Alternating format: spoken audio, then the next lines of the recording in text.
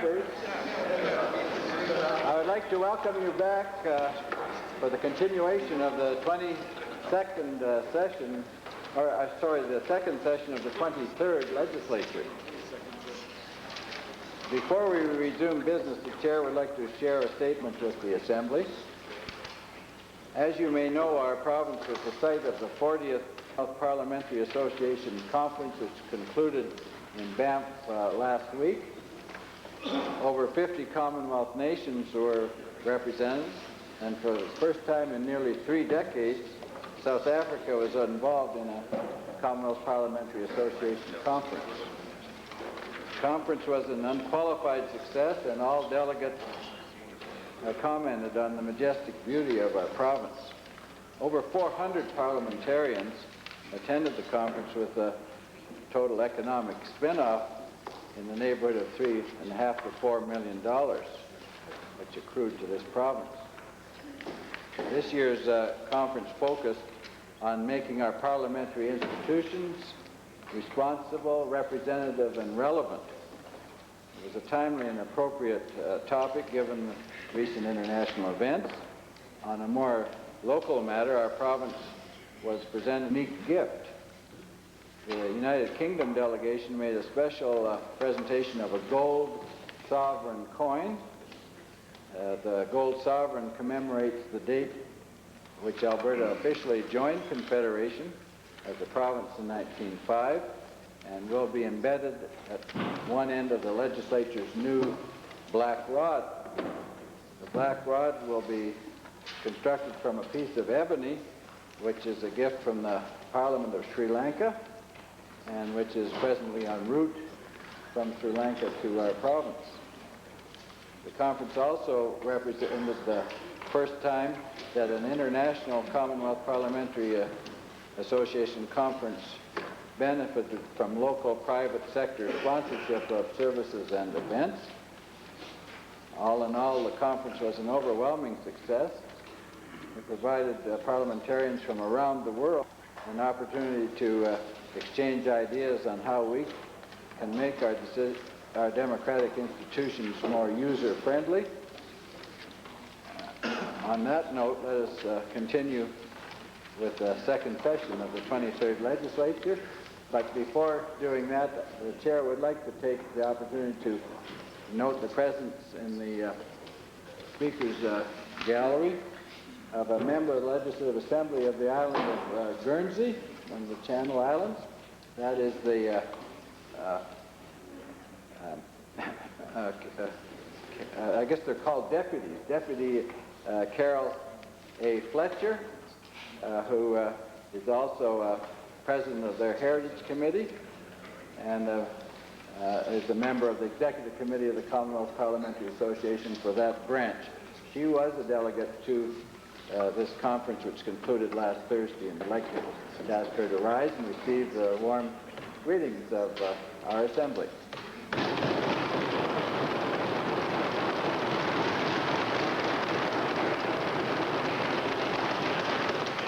Thank you. Introduction of visitors. Presenting petitions. Lenora. Speaker, at this point I'd like to present a petition calling on the Legislative Assembly to maintain the Grey Nuns Hospital as a full-service active hospital and continue to serve all of Southeast Edmonton and surrounding area.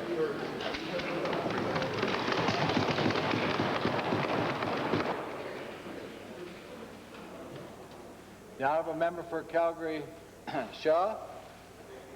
Speaker, I'd like to present to the Assembly a petition signed by 60 Calgary residents urging the Legislative Assembly to examine the 3-year business plan and involve a greater number of stakeholder groups in their deliberations. 60. The Honourable Member for Edmonton Centre. Thank you very much, Mr. Speaker. I would beg your leave to table a petition on behalf of Alberta residents. The petition urges the Legislative Assembly to ask the government to provide full support for early childhood services or kindergarten.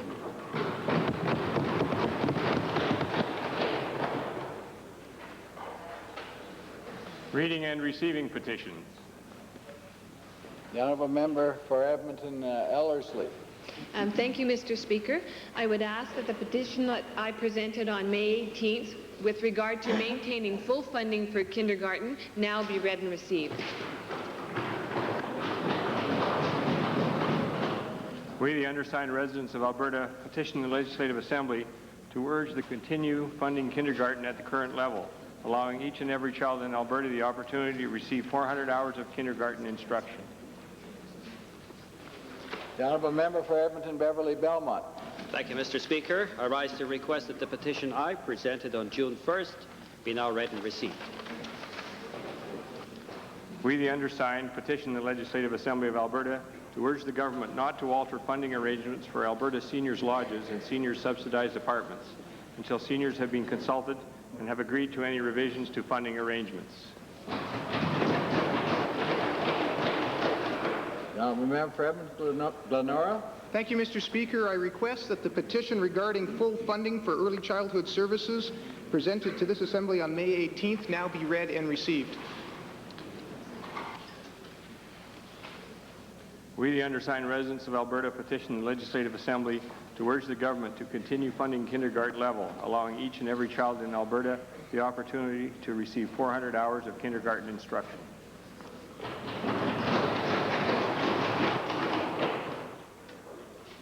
Any reports by standing and special committees? Notices of motions. Honourable Deputy Government House Leader. Mr. Speaker, pursuant to Standing Order 34-2A, I wish to give notice that tomorrow I'll be moving written questions stand and retaining their places on the order paper, with the exception of written question 201. Also, I wish to give notice that I will be moving motions for return stand and retain their places on the order paper, with the exceptions of motions 202, 203, 204, 205, 206, 207, 208, 209, 210, and 214. The honourable member for Edmonton Mayfield. Mr. Speaker, under Standing Order 40, I rise to give notice that at the appropriate moment, I'm reading into the record a motion that reads the following: be it resolved that the Legislative Assembly congratulate the Italian-Canadian Soccer Club of Edmonton for winning Canada's Challenge Cup, the nation's men's senior amateur soccer championship. Hockey is a different game. The honourable member for Edmonton Whitemud. Thank you, Mr. Speaker. Pursuant to Standing Order 30, I served notice to your office 2 hours prior to the sitting of the legislature that I intend to request leave to adjourn the ordinary business of this Assembly to discuss the urgent issue of the $100 million loan guarantee authorized by the Government of Alberta to Boulevard, Inc. on June 23, 1993. On tabling. The honourable member for Edmonton Strathcona. Mr. Speaker, pursuant to Standing Order 40, to propose the following motion to the Assembly. Be resolved that the Legislative Assembly of Alberta congratulate the Edmonton Police Service on being awarded the Weber CV Award for Quality in Law Enforcement from the International Association of Chiefs of Police on October 17, 1994. Right into this.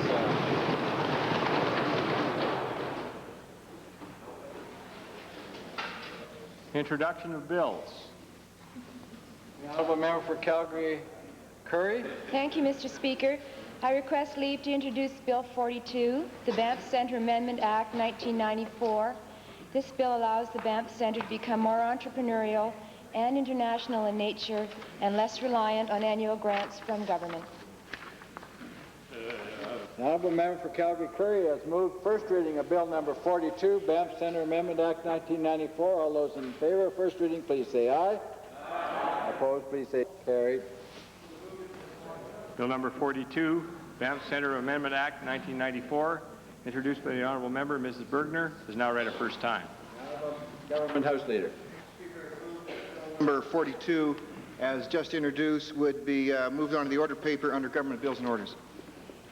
Having heard the motion by the honourable Government House Leader, all those in favour, please say aye. Aye. Opposed, please say no. Carried. The honourable Minister of Advanced Education. Mr. Speaker, I request leave to introduce Bill 43, the Student Loan Guarantee Amendment Act 1994, This bill changes the name of the Student Loan Guarantee Act to the Student Loan Act. It also clearly identifies the legislative authority for income-sensitive loans and provides the minister with the authority to enter into agreements respecting financial assistance programs for students that are comparable to that of the federal minister. The Honourable Minister of Advanced Education and Career Development has moved first reading of Bill number 43, Students Loan Guarantee Amendment Act 1994. Those in favor of this motion, please say aye.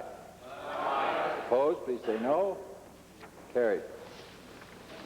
Bill number 43, Students Loan Guarantee Amendment Act 1994, introduced by the Honourable Mr. Adie, is now read a first time. Honourable Minister of Advanced Education and Career Development. Mr. Speaker, I request to introduce Bill number 44, the Advanced Education Foundation Amendment Act 1994. This being a money bill, His Honor the Honourable Lieutenant Governor, having been informed of the contents of this bill, recommends the same to the Assembly, and this bill allows the Lieutenant Governor and Council to establish a foundation for non-profit private colleges. Having heard the motion for first reading of Bill number 40, Advanced Education Foundation Amendment Act 1994, those in favor, please say aye. Aye. Opposed, please say no. Carried. Bill number 44, Advanced Education Foundations Amendment Act 1994, introduced by the Honourable Mr. Adie, is now read a first time. The Honourable Member for Innisfail, Sylvan Lake. Speaker, I request leave to introduce Bill 46, the Alberta Hospital Amendment Act 1994. This bill amends the Alberta Healthcare Insurance Act and the Hospital Act to expand our government's ability to recover the cost of health services required as a result of injuries sustained through third-party wrongful acts or omissions. This bill recognizes the principle that our taxpayer-funded health system should not be subsidized by the costs of individuals' neglect or wrongdoing.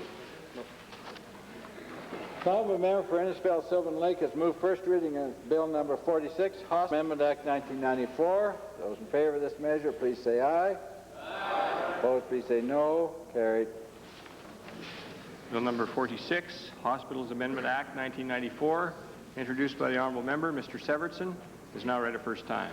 Honourable Government House Leader. Speaker, I move that Bill number 46, as just introduced, be moved onto the order paper under Government Bills and Orders. Having heard the motion by the Honourable Government House Leader, those in favor, please say aye. Aye. Opposed, please say no. Carried. The Honourable Minister of Labour. To introduce Bill number 47, being the Safety Codes Amendment Act. This bill will allow municipalities, if they so desire, or accredited agencies to collect certain monies for the operations and functions of the Safety Codes Council, monies which previously would have gone to the Department of Labour. Having heard the motion for first reading of Bill number 47, Safety Codes Amendment Act 1994, those in favor? Aye. Aye. Opposed, please say no. Carried. The Honourable Minister of Labour. Oh, sorry. Excuse me. Bill number 47, Safety Codes Amendment Act 1994, introduced by the Honourable Mr. Day, is now read a first time. Honourable Minister of Labour. Speaker, I beg leave to introduce Bill number 48, being the Occupational Health and Safety Amendment Act. This bill will clarify guidelines regarding definitions and responsibilities of principal contractors and also clarifies the reporting process of serious injuries and accidents. Having heard the motion by the Honourable Minister of Labour for first reading of Bill number 48, Occupational Health and Safety Amendment Act 1994, those in favor, please say aye. Aye. Opposed, please say no. Carried. Bill number 48, Occupational Health and Safety Amendment Act 1994, introduced by the Honourable Mr. Day, is now read a first time. The Honourable Member for Shaw. Thank you, Mr. Speaker. I request leave to introduce a bill being the Corrections Amendment Act 1994. This bill provides the government with the ability to examine and test privatized prisons in Alberta, and also contains some housekeeping items to update terminology and reflect current practice. Honourable Member for Calgary Shaw has moved first reading of Bill number 50, Corrections Amendment Act 1994. Those in favor, please say aye. Aye. Opposed, please say no. Carried. Bill number 50, Corrections Amendment Act 1994, introduced by the Honourable Member Mr. Havelock, is now read a first time. Honourable Government House Leader. Move that bill number 50, as just introduced, would be moved onto the order paper under government bills and orders. Having heard the motion by the Honourable Government House Leader, those in favour, please say aye. Aye. Opposed, please say no. Carried. Yeah. The Honourable Minister of Municipal Affairs. Here I request leave to introduce a bill being the Liquor Control Amendment Act 1994. This is bill number 51. This bill, among other things, changes the year-end date for the Alberta Liquor Control Board to avoid a 3-month audit and therefore saving the taxpayers of Alberta money. It also puts the parameters and requirements for warehouse licensing in the province, as well as establishes a level playing field for all people in the retail liquor business by establishing one class of license. Having heard the motion for first reading of bill number 51, Liquor Control Amendment Act 1994, those in favour, please say aye. Aye. Opposed, please say no. Carried. Bill number 1, Liquor Control Amendment Act 1994, introduced by the Honourable Dr. West, is now read a first time. Honourable Member for Innisfail, Sylvan Lake. Thank you, Mr. Speaker. I request leave to introduce Bill 52, the Child Welfare Amendment Act 1994. This bill provides for increased access to adoption information by establishing a search registry for adult adoptees. The bill also streamlines the private adoption process. Having heard the motion for first reading of bill number 52, Child Welfare Amendment Act 1994, those in favour, please say aye. Aye. Opposed, please say no. Carried. Bill number 52, Child Welfare Amendment Act 1994, introduced by the Honourable Member, Mr. Severson, is now read a first time. Speaker, I move that bill number 52, the Child Welfare Amendment Act, as just introduced, will be moved onto the order under government bills and orders.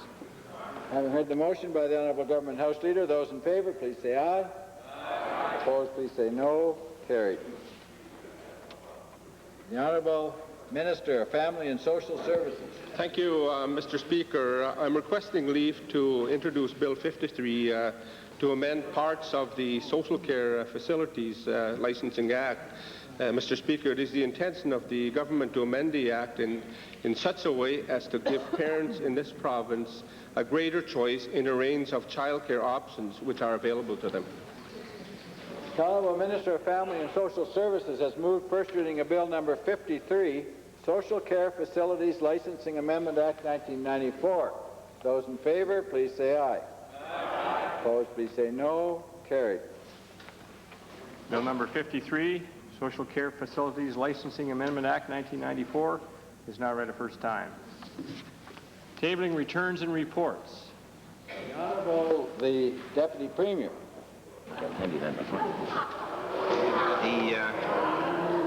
Mr. Speaker, I'd like to table with the Assembly today a copy of a report on a recent visit to Mexico and Arizona, as well as copies of the fall edition of Alberta's Opportunity and Advantage magazine venture. The Honourable the Premier. Mr. Speaker, I'm pleased to table a report on my recent visit to Toronto, Ottawa, Sherbrooke, Quebec, Halifax, and St. John's. And the cost. Yeah.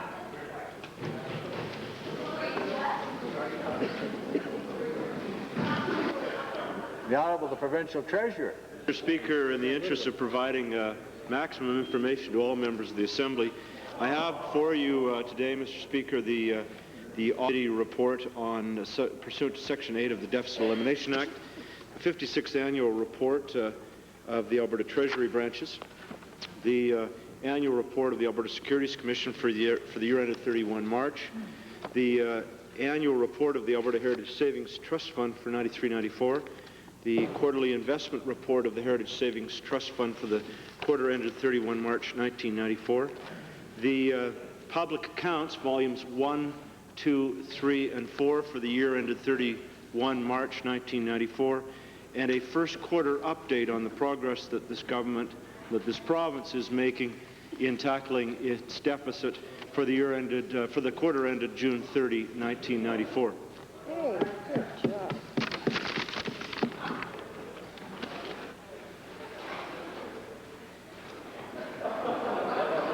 The Honourable Minister of Education. Pleasure to the legislature today two documents. I have the privilege to present the Premier's Council on the Status of Persons with Disabilities 1993-94 Annual Report. As well, Mr. Speaker, I would like to table the Alberta Home Education Regulation.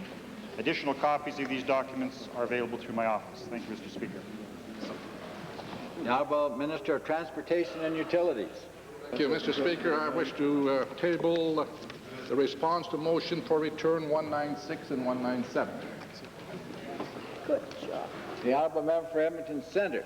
Thank you very much, Mr. Speaker. I'd like to table the 4 requisite copies of a document prepared by the Liberal opposition indicating that if the government had not given a $100 million loan guarantee to Beauvoir, they could have used that money to provide 40,000 children a full ECS program for 4 years.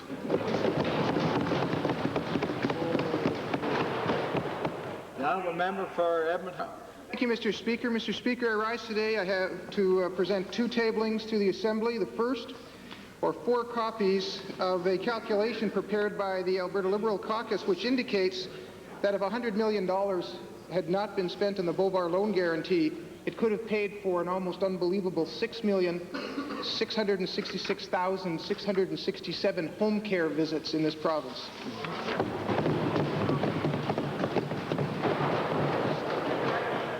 Mr. Speaker, are 4 copies of a resolution passed by the Glenora Parent-Teacher Association urging the legislature of the province of Alberta to amend the Alberta School Act to mandate the right of access to fully funded kindergarten programming to a minimum of 400 hours per child per school year. The Honourable Member for Edmonton McClung. Mr. Speaker, I would like to table a resolution passed by the Ormsby School Parenthood Committee urging that the Legislative Assembly of Alberta amend the School Act to mandate the right of access to fully funded kindergarten programming to a minimum of 400 hours per child per school year. The Honourable Member for Sherwood Park. Speaker, I'd like to table with the Assembly today 4 copies of a schematic diagram of the water cycle. Mr. Speaker, this is for the benefit of the Minister of Environmental Protection because it illustrates that drinking water falls from the sky. Just like Tory said. The Honourable Member for Edmonton Meadowlark. Thank you, Mr. Speaker. I would like to table today some calculations prepared by the Alberta Liberal Caucus that indicates the following, that if $100 million had not been spent on the Beauvoir loan guarantee, that at least 2,000 nursing positions, 1,000 in Edmonton and 1,000 in Calgary, could have been saved this year. Thank you.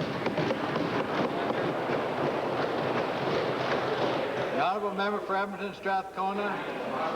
Mr. Speaker, I rise today to table calculations prepared by the Alberta Liberal Caucus that indicate the $100 million the government spent on the Beauvoir loan guarantee would have hired 3,195 police constables right across the province. The Honourable Member for Edmonton Beverly Belmont. Thank you, Mr. Speaker. Mr. Speaker. Order. Order. Honourable Member for Edmonton Beverly Belmont. Thank you, Mr. Speaker. Mr. Speaker, I rise to table 4 copies of calculations prepared by the Alberta Liberal Caucus, which indicate the following. The $100 million the government spent on the Beauvoir loan guarantee would have guaranteed Alberta's 233,000 seniors an additional 3 years of coverage under the Extended Health Benefits Program, which contributes towards the purchase of dentures and prescription eyeglasses. Maybe Ralph will listen if we talk about Peter.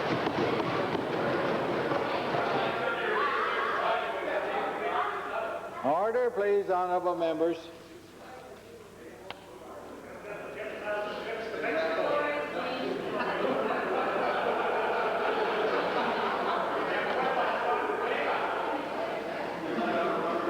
Order.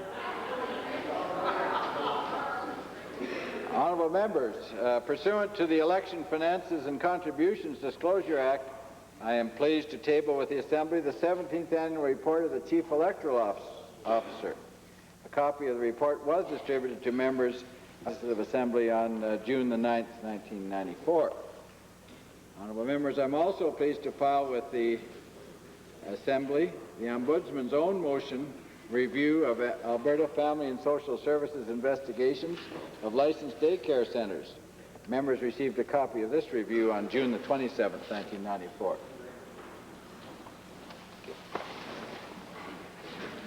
Introduction of guests. The Honourable Deputy Premier. Mr. Speaker, in the members' gallery today are a group of grade 6 students along with some of their adult leaders from Nerlandia School. I'd like to introduce to the Assembly today, Mr. Speaker, their group leader, the teacher Jim Bosma, and a number of parents and helpers who have accompanied these young children to Edmonton today. Mr. Andy Tuniga, Mr. Alfred Tuniga, Mrs. Pearl Vanderleit, Mrs. Marion Raymond, Mrs. Margaret Creaky, Mrs. Diane Morenga, Mr. Andy Morenga, Albert Teamstra, and they're accompanied by a very special person, a 4-year-old, Juliana Bosma. They're all in the members' gallery. Mr. Speaker, you'll find that they're smiling today and very happy to be here, and I'd ask them to rise and receive the warm welcome to the Assembly.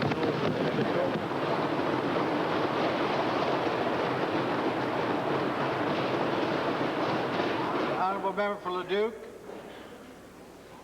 Mr. Speaker, it's my pleasure this afternoon to introduce to the Assembly on the second session of the 23rd sitting 37 students from the Willow Park School that are visiting the Legislative Assembly this afternoon. They're seated in the public gallery. They're accompanied this afternoon by teacher bus driver Ron Howard, parent helpers Jim Lakowski, Debbie Regner, Fiona Whaley, Darcy Wetter, and the assistant Angela Howard. And I would ask the Assembly to give the students and teachers and parents a warm welcome this afternoon, Mr. Speaker.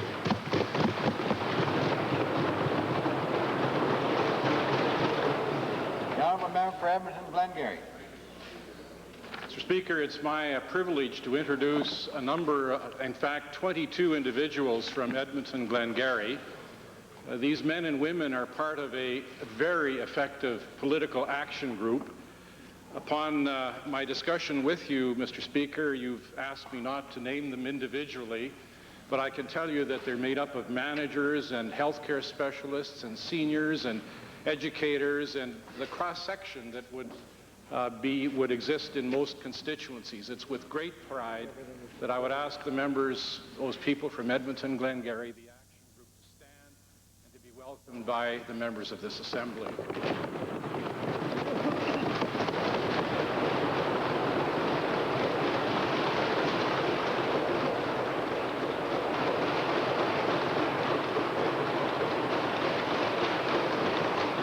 The Honourable Member for Edmonton Ellerslie.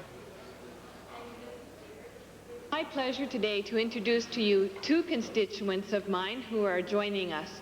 The first one is a young fellow from the constituency who is very concerned about the speed and the process by which the government is undertaking these cuts, and his name is Robert Leutner. The second one is a longtime volunteer and good friend of all of us here in this party, and that's Dorothy Brasseau. I would ask that they both rise and receive the traditional warm welcome of this House.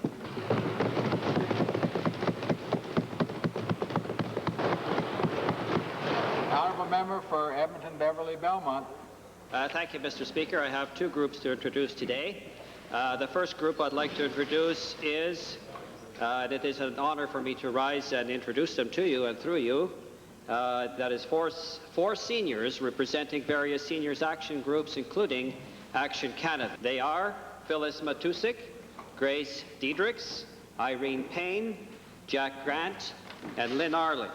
They are seated in the visitors gallery, and I would like to ask them to please rise and receive the very warm welcome of this House.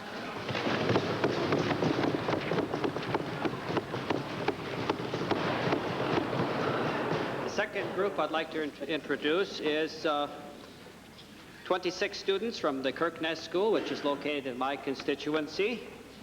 They are accompanied by their teacher, Lorna Walker, and parents, Mrs. Van Essen and Mrs. Honey.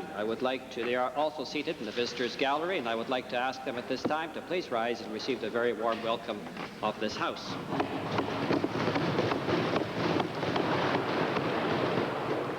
Honourable Member for Edmonton Centre. Thank you very much, Mr. Speaker. I would like to introduce to you and through you to members of the Assembly a constituent of mine who's come to Washington today. Mr. Mark Borre is in the public gallery, I believe, and if he could rise and receive the warm welcome of the Assembly. Thank you.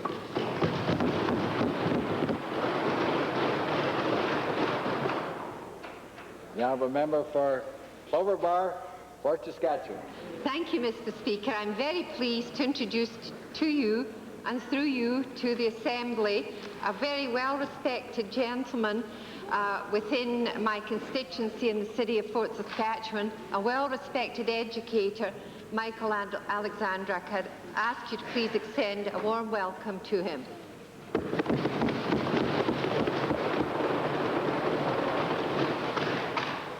The Honourable Member for Lesser Slave Lake. Mr. Speaker, it gives me great pleasure today to introduce two individuals who are from the Edmonton Manning constituency who are here to see the dynamics of the legislature, and they're definitely very young and dynamic people sitting in the members gallery. Their names are Tom Luzasak, I think is his last name, and Andrew Holko. I'd ask that they stand and receive the warm welcome of the Assembly.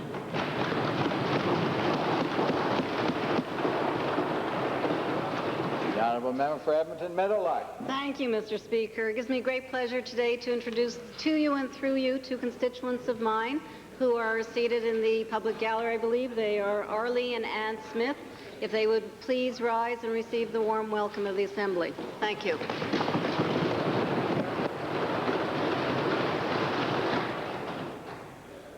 The Honourable Member for Leduc. Thank you, Mr. Speaker. I'll beg your indulgence one more time to introduce a resident of Leduc and a friend of mine who is, I've just noticed in the gallery this afternoon. I would ask that Al Zimmerman stand and receive the warm welcome of the Assembly this afternoon.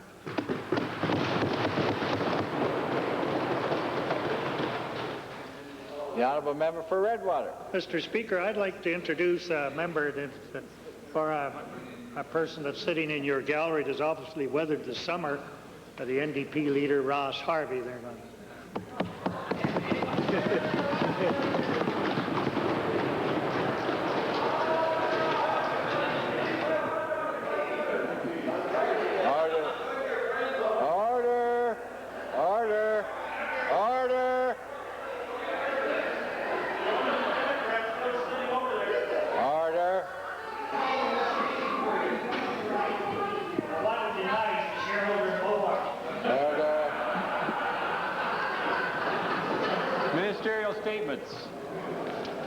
The Honourable Minister of Energy. Mr. Speaker, on this first day of the fall session, I am very pleased to advise honourable members that the government has significant progress recently toward achieving a solution to what has proven to be a very difficult issue for stakeholders and Albertans. I am referring to Electricity and the Electrical Energy Marketing Act, or EMA as it has been known to us. On previous occasions, I made a commitment in this House that the government would deal with the electricity issue in a fair-minded and consensus-building way. The government is now close to achieving this goal. With the support and the cooperation of all MLAs and the continued goodwill of the major stakeholders who have been working intensively with the government over the past several months, I am optimistic we will be able to take the next final steps. As honourable members are aware, over the past 4 years, there has been considerable discussion, both in this legislature and throughout the province, on the merits of EMA, particularly its averaging mechanism for generation and costs. Arguments both in favour and against EMA have been put forward, sometimes aggressively, but certainly always passionately. The discussions surrounding EMA have taken place at a time when everyone associated with the electric industry recognizes that the electric systems in other jurisdictions are being reviewed to identify changes to increase efficiency and competition and to take advantage of new business opportunities. Put more succinctly, electric systems in other jurisdictions are reassessing and restructuring their electric systems. What began in Alberta as essentially a discussion about EMA became a far wider discussion about Alberta's electric system generally. It is understood that any changes to EMA or to Alberta's electric system must take into account the changes that are occurring in other parts of Canada and in other jurisdictions, particularly those with whom we trade. Alberta's electric system has proven to be a reliable supplier of relatively low-cost electricity. Albertans pay among the lowest electricity costs in Canada, North America, and the world, an extremely important component, Mr. Speaker, of the Alberta Advantage. The government's objective throughout its discussions with stakeholders is to retain and build upon the most positive features of our existing electric system, including reliability and low consumer costs, while positioning the industry to become more competitive as we move into the next century. In consultation with the Standing Policy Committee on Natural Resources and Sustainable Development, I directed staff in the Department of Energy several months ago to form a steering committee of major stakeholders to review Alberta's electric system with the view of achieving two broad goals. One, to find a replacement for the current EMA cost averaging that is fair from a province-wide perspective. And secondly, to introduce industry structure and regulatory reforms that preserve and enhance the Alberta advantage of reliability and competitive costs. Mr. Speaker, the stakeholder groups represented on the steering committee and my department staff are to be commended with their perseverance and their diligence. The steering committee members include representatives from the Alberta Association of Municipal Districts and Counties, the Department of Energy, the Alberta Federation of Rural Electrification Associations, Alberta Power Limited, the City of Calgary Electric System, the City of Medicine Hat, Edmonton Power, Environmental Law Centre, the Industrial Power Consumers Association of Alberta, the Independent Power Producers Society of Alberta, the Northern Alberta Development Council, the Public Institutional Consumers of Alberta, and TransAlta Utilities Corporation. The discussions these past months have not been easy.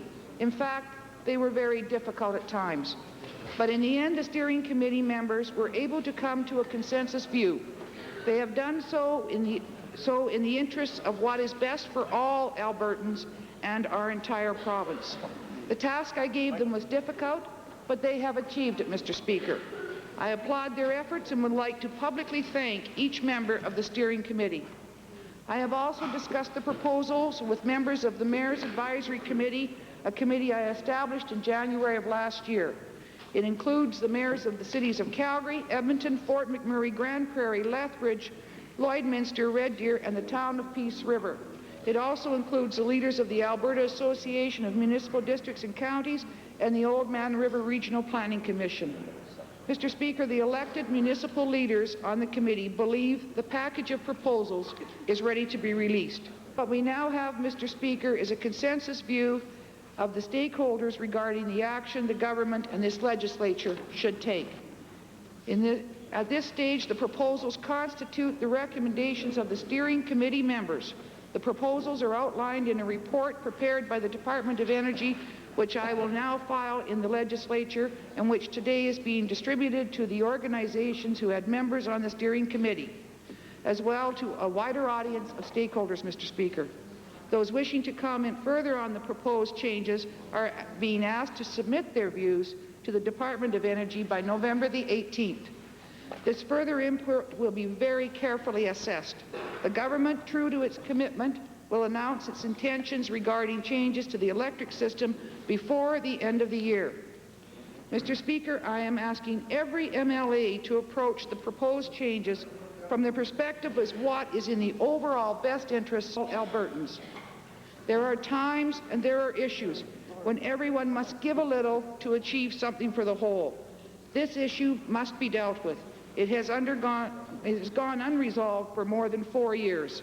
I ask all members of this House, for the greater good of all Albertans, to show leadership and a spirit of nonpartisanship as they consider the changes in the proposal. Thank you.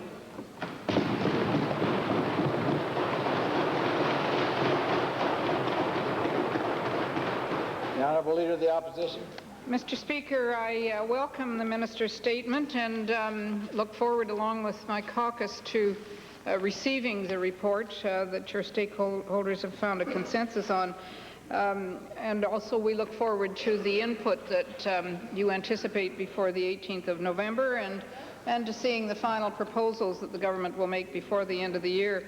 Alberta Liberal opposition has consistently supported the broad policy goal of eliminating disparities in power rates across the province. We also recognize the need to restructure electricity policy and to find a replacement, Mr. Speaker, for the current EMA that is fair and to respond to the realities of today's competitive marketplace. However, Mr. Speaker, we must ensure that there is fairness and equity so that all Albertans can benefit from the important role that electricity policy plays in Alberta's economic development strategy. We're supportive of the broad consultative process that the minister has put in place regarding the restructuring, and we realize that this is a contentious issue. We do support a private sector resolution to the issue and hope that the resulting policy fulfills the objectives of competitiveness, equity, and fairness that are crucial to a broad-ranged economic development for our province and for enhancing the Alberta advantage.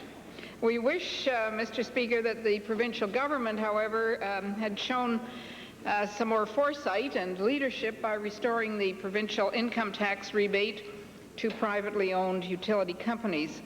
The ill-fated decision by the government to eliminate this rebate in 1990 has increased the electricity bill of consumers by, on average, 5%. Please show leadership on this issue, Madam Minister. Restore that rebate. Increase Alberta competitiveness. If you don't, Mr. Speaker, I believe we risk the federal government reducing or eliminating the rebate of federal income taxes to private utilities under the Public Utilities Income Tax Transfer Act. The elimination of the federal portion could have a devastating impact on the Alberta economy. Mr. Speaker, we hope the minister will take action in this regard. The Honourable the Deputy Premier. Mr. Speaker, it's my pleasure today to report on a recent visit to Mexico and Tucson in Arizona.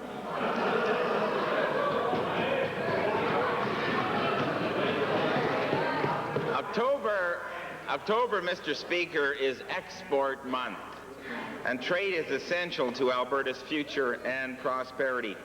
Mr. Speaker, on January 1 of 1994, the North American Free Trade Agreement created the largest trading bloc in the world, 370 million people, $7 trillion in gross domestic product, over 40% higher than the European Union, and almost 1/5 of all trade on Earth.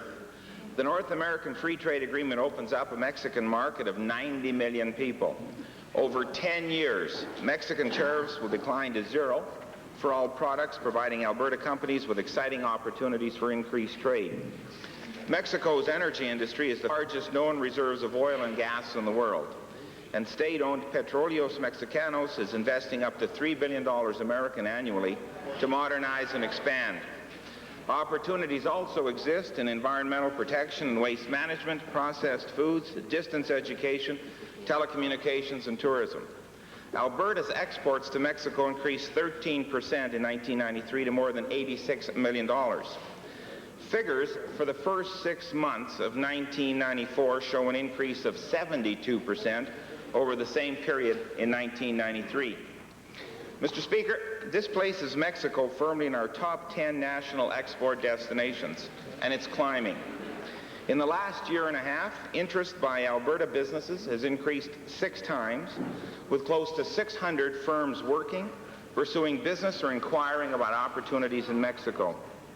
Continuing this government's philosophy of working in partnership, several Alberta companies played a key role in the Mexico visit and participated in portions of the program. Each of these participants paid their own costs for the entire trip. One of the most important aspects of our visit was the opportunity to build personal relationships with the Mexicans. I was honored to meet with three Mexican governors, Mr. Speaker. Patricio Chirinos of Veracruz, who was a former campaign manager for current President Salinas in Mexico, Maximiliano Cerello of Durango, and Manlio Fabio Beltrones of Sonora, a key proponent behind current incoming Mexican President Zedillo. These meetings were vitally important in establishing good working relationships with the Mexicans, Mr. Speaker. Mr. Speaker, several accomplishments of my visit are those that I'd like to point out. First of all, we established Mr. Brian Westland, Alberta's Directico, as the official liaison between Pemex and Alberta companies. This is the first time in our history, Mr. Speaker, that we have an Albertan who will have direct access to tender documents and bid packages for distribution to Alberta companies in Alberta, provided to us by Pemex. Secondly, Mr. Speaker, we introduced Alberta's environmental sector to CEDESOL, Mexico's environmental secretariat. Thirdly, we supported initiatives undertaken by Alberta companies that have already established a presence in Mexico. Fourthly, we signed a memorandum of understanding with the state of Durango, which provides a window of opportunity for Alberta's agriculture, distance education, forestry, environmental and tourism sectors. Fifthly, we established a basis for future trade developments between Alberta and Veracruz, Mexico's major oil state. And we had an opportunity to promote the Alberta Advantage to over 500 Arizona and Sonora decision makers in business at the annual Arizona Commission Conference. And we explored the concept, Mr. Speaker, with Arizona Governor Fife Symington and Sonora Governor Beltrones of the possibility of expanding and developing the Canamex Corridor, Mr. Speaker. And the Canamex Corridor, Mr. Speaker, is not the building of a new highway. It essentially involves establishing uniform standards and regulations of load restrictions on existing highway lengths to a new standard. And the result of the Canamex Trade and Transportation Corridor, Mr. Speaker, would be a reduction in freight costs from Alberta and Canada and lower prices in Alberta and participating jurisdictions. As well, Mr. Speaker, we spent time with Dr. Juan Arizmendi, the Secretary of Rural Development in the state of Durango, and I'm pleased to report that since this meeting, the state of Durango has announced an incoming mission to Alberta in early 1995. Mr. Speaker, we set a goal of increasing exports to $24 billion annually from Alberta by 1996. In trade with Mexico is an important part of reaching our target. Mr. Speaker, earlier today I tabled a report on my visit to Mexico and Arizona. And by the end of December of this year, I intend on providing a more detailed trade strategy for Mexico, scheduled to release it. Mr. Speaker, there are tremendous opportunities. I'm absolutely convinced that within the next 2 years, we can double our exports to Mexico from the province of Alberta. Calgary Northwest. Thank you, Mr. Speaker. I'd like to thank the Minister for tabling his report so quickly after we returned back to the legislature, this being the first day, and telling us about his recent trade mission. I'm pleased to see that the trip was shortened down appropriately to include just the important destinations and leave some of the other ones out. Mr. Speaker, certainly with the advent of NAFTA, there's no doubt that the opening of Mexico as a trade market for Alberta and Canada is important. And certainly we agree with the Minister's just mentioned goal, or the Department's goal, to increase Alberta's exports to $24 billion. Certainly that's an appropriate step by 1996. I am pleased that the Minister just mentioned that by December we'll have a detailed strategy, because currently we haven't seen that detailed strategy as to how that goal will be achieved. It's nice to have goals, but it's important to have realistic ones. Mr. Speaker, I'm concerned a little bit about these trips, though, and the Minister listed a number of individuals with whom he met. But we're concerned that there's no means in place at this time, apparently, to measure the effectiveness of the trade missions and even, in fact, the costs of going on this trip in terms of the details. We have to determine what the value is to Albertans when ministers go on a trade mission such as this. The Minister of Agriculture is currently off in Russia. This minister just returned from Point South. If these trade missions are indeed such valuable endeavors, then it's important that the itineraries be released beforehand, not once the minister is on, and the itinerary clearly articulated to Albertans so that we know what we're getting, particularly in times of these cutbacks. Mr. Speaker, the minister recently yesterday mused about renting space in Mexico City to set up a trade mission there. Well, currently this government already spends in excess of $5 million on trade offices around the world, and Albertans need to know where that money is going. We in this caucus have asked for a detailed accounting as to the value and the efficacy of having those offices. The government needs to put in place a tracking system so that we as Albertans know that we're spending the money wisely and that in fact it will promote this province, which is what we're all about. Thank you. Honourable Minister of Community Development. Pleased to inform the Assembly that today, October 18th, is Persons Day and that October is Women History Month. Persons Day is now observed across Canada. It recalls and celebrates the date in 1929 when the Privy Council, then the highest court in Canada, ruled that women were persons and eligible to sit in the Senate of Canada. Prior to that time, British common law rulings stated that women are persons in matters of pain and penalties, but are not persons in matters of rights and privileges. Until the Privy Council ruling in 1929, our federal government had refused to appoint women to the Senate on the grounds that they were not persons under that interpretation of the common law. As an Albertan, I take pride in the fact that it was 5 Alberta women who chose to challenge that interpretation. Henrietta Edwards, Nellie McClung, Louise McKinney, Emily Murphy, and Irene Parlby petitioned the Privy Council in 1928 and received their landmark ruling the following year. I'm sure that all Albertans share that pride and a determination to follow the example of the famous 5 in ensuring that no Albertan will ever again be in the position of carrying the pains and penalties without the benefits of rights and privileges. Canadian women are leaders and achievers in all walks of life, and I would like to recognize a few of them today. They represent many thousands of women who are working hard at creating a world of equality. Cecilia Johnstone, Edmonton, the first woman president of the Canadian Bar Association. Marg Vino, Alberta Farm Woman of the Year, 1993. Phyllis Arnold, Edmonton, head of Arnold Publishing and Canadian Entrepreneur of the Year, 1992. Catherine Fraser, Edmonton, the first woman Chief Justice of a Provincial Court of Appeal, appointed in 1992. Doreen Orman, Calgary, Geraldine Bailey, Westeros, and Nellie Mildred Carlson, Edmonton, recipients of the Governor-General's Awards in commemoration of the Persons case in 1992, 1990, and 1988. Martha Bielish, the first woman senator from Alberta, appointed in 1979. It is appropriate that we should open a sitting of this legislature on the 65th anniversary of the Persons Case rule, and I call upon members of this legislature to join me in celebrating Persons Day and all the achievements of women throughout the province of Alberta.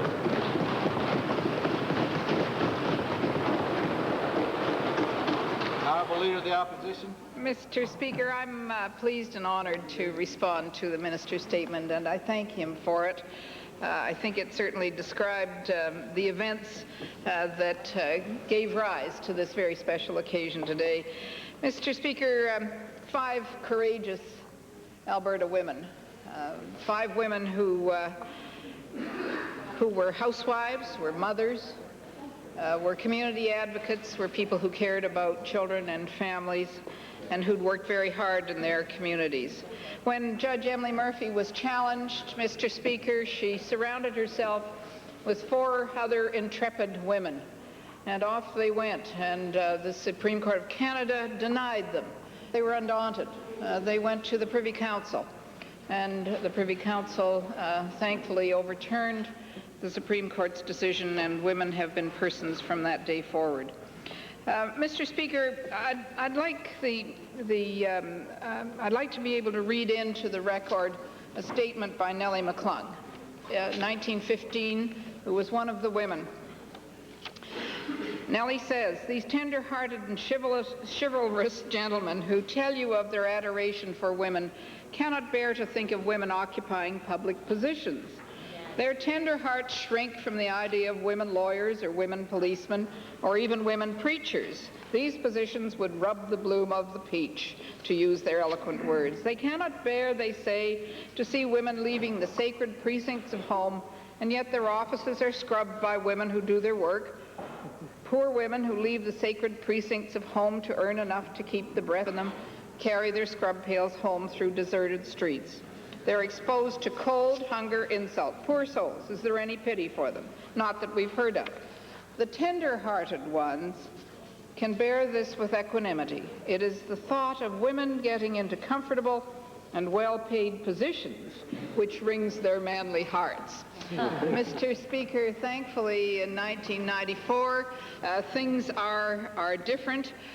Women are in public life. I believe, and I'm committed to the idea, that women have made a grave difference in public life, that we have made a difference not only in what we talk about in this House, but how we talk about it. And looking around, Mr. Speaker, there is a legacy of the of those 5 famous women right here in this House. And I would invite members of the House to look around them and look at the women who sit here in this House and who are committed to the work of this legislature and to public life in Alberta, because today we celebrate these women as well.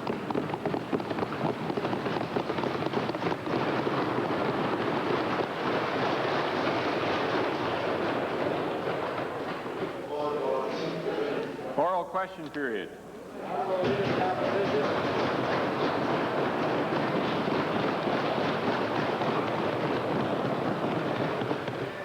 Leave something for the rest of us, Betty. Always.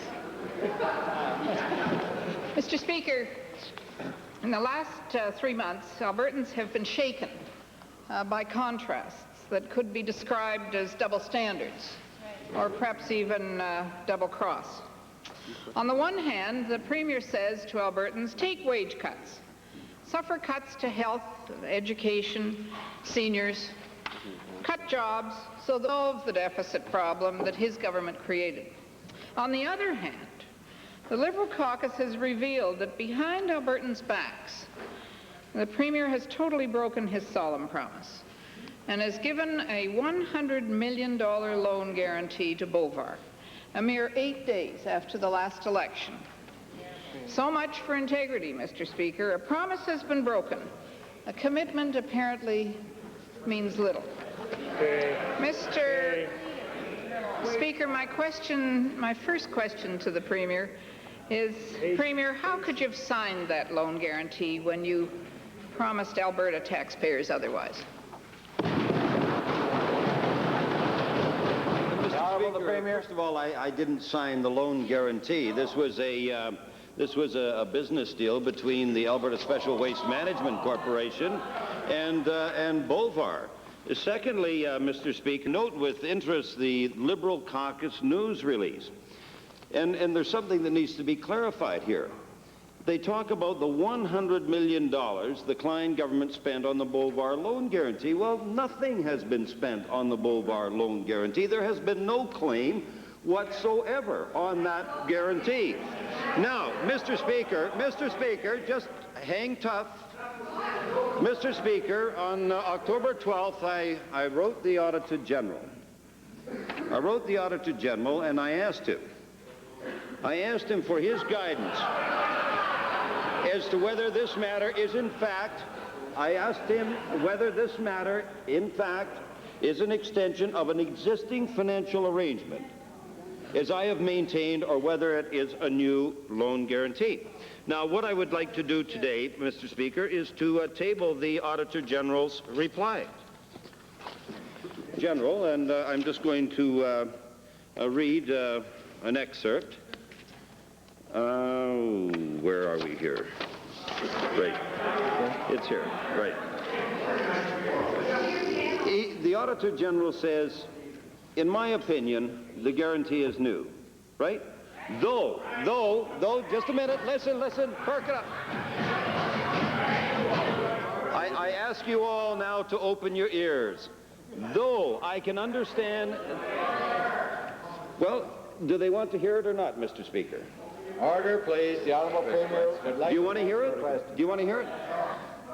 In my opinion, the guarantee is new, though I can understand that the origins of the guarantee could be construed as emanating from the original 1987 joint venture agreement. He goes on to say, Mr. Speaker, he goes on to say that he regrets that the contingent liability was not disclosed in the corporation's audited annual financial statements prior to 1993, 1994. And, Mr. Speaker, basically he's saying that, that we're both right or we're both wrong in this particular instance. And that the Liberals don't know what they're talking about. Right. That's what he says, fundamentally. Right. But, Mr. Speaker, I would like to table with the Assembly my letter to the Auditor General and the Auditor General's reply. Very important. Very important. I think it's very important. Very important. Questions? Mr. Speaker, you can't have it both ways, Premier, and it is new. Mr. Speaker, before I ask my second question, I too have documents to table. These are the first joint venture agreement between Alberta Special Waste Management Corporation, Bovar and Bovar Inc., June 23, 1993, the creditor agreement, and Alberta Limited 542936 bylaw agreement, which covers the loan guarantee. Mr. Speaker, this puts to rest the Premier's contention. My first supplementary, Mr. Speaker, is again to the Premier. Can the Premier then please explain how a deal in which taxpayers pour in all the money and Bovar and the Royal Bank extract all the profit, how that qualifies as a fair business deal for Alberta taxpayers? Mr. Speaker.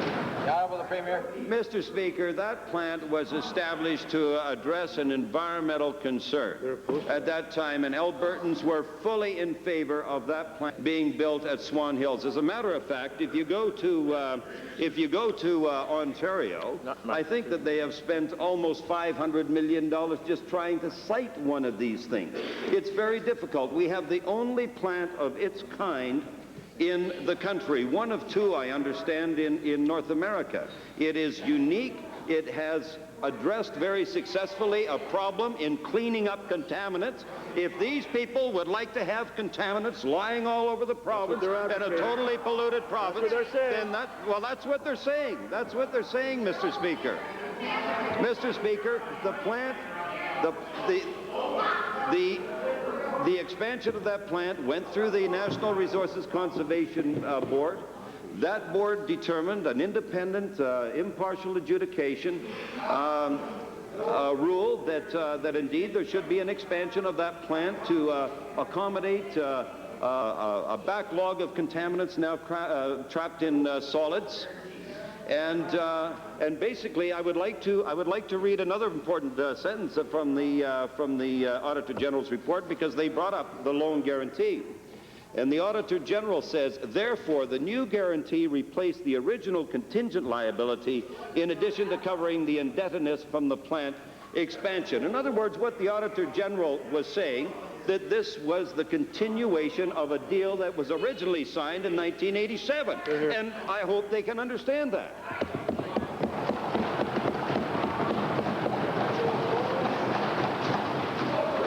Mr. Speaker, to the Premier, your view of history is not shared by the people of Alberta. You've always wanted to import waste, and we know that. My question to the Premier, I just want to get this one on the record.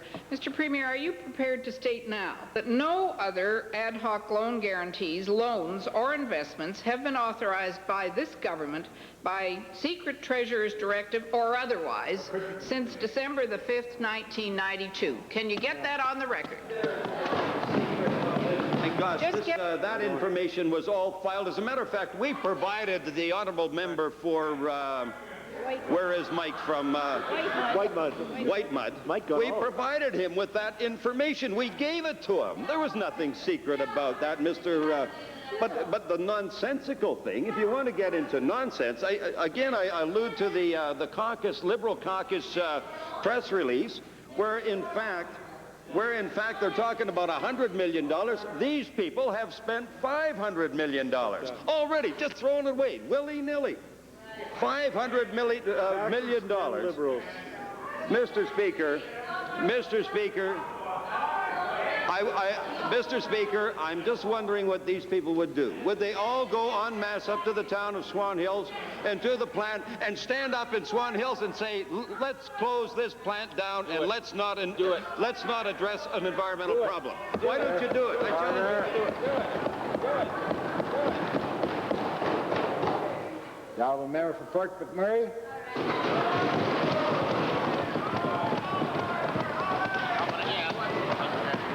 Lean forward. The heat. Thank you.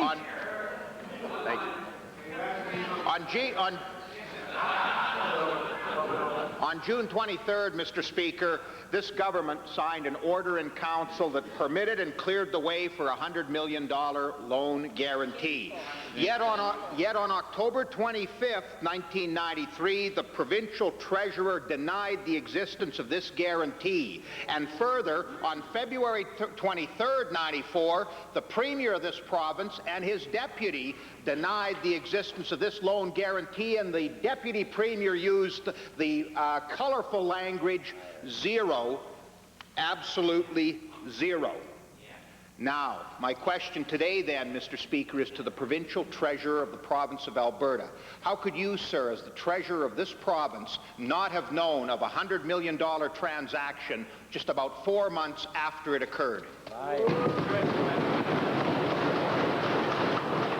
Mr. Speaker, on June the 23rd, the Premier and the Cabinet approved an order in Council of a loan arrangement between the Special Waste Management Corporation subsidiary and Royal Bank of Canada.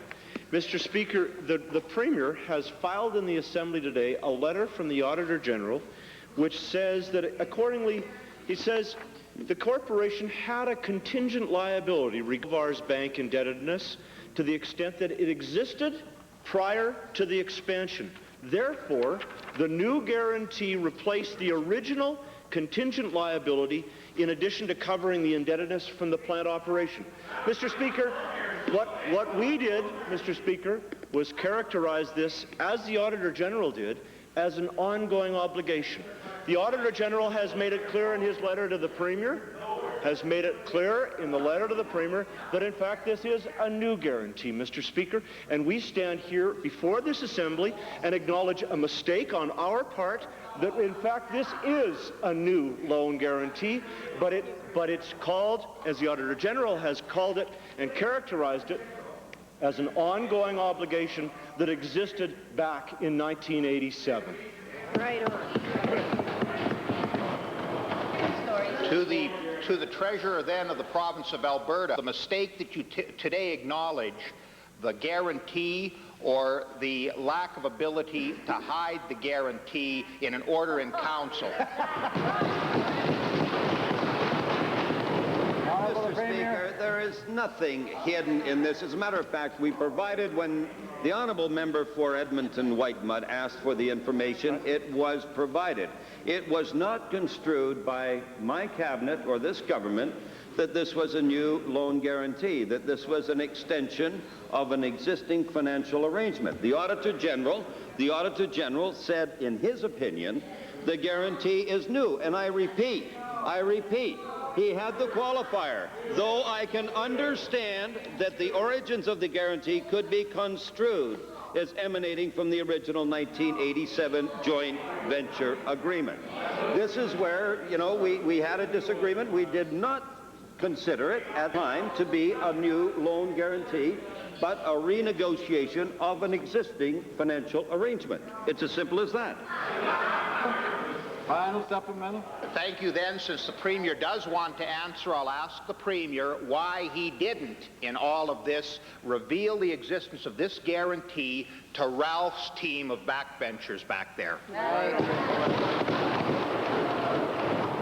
Mr. Speaker, when something is done by order in council, it becomes public information. I mean, even these people with their limited research skills can dig out that information. It's provided to them. We hand it to them.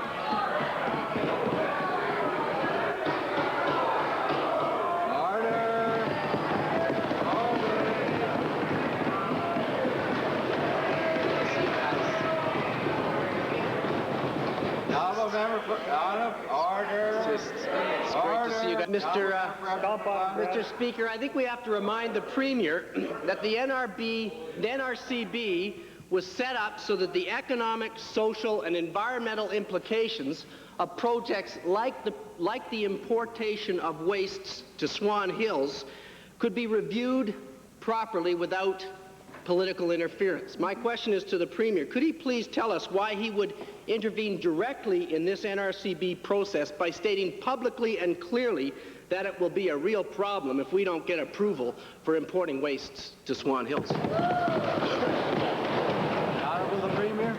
Well, it just happens to be the truth.